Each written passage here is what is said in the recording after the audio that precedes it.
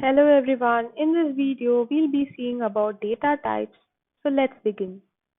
Data types, they are variables that tell the compiler or interpreter what type of value is declared by the user.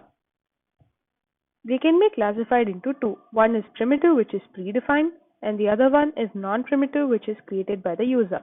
Byte, 8 bits make 1 byte, saves memory in large arrays. Short, 2 byte sized, 2 times smaller than int.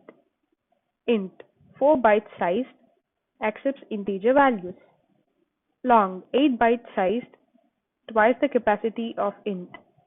Float, 4 byte sized, 1 digit in decimal place. Double, 8 byte sized, 2 digits in decimal place. Char, 2 byte sized, takes 1 alphabet. Boolean, 1 bit sized, says true or false. Under non-primitive we have string, a group or sequence of characters comprises words and sentences.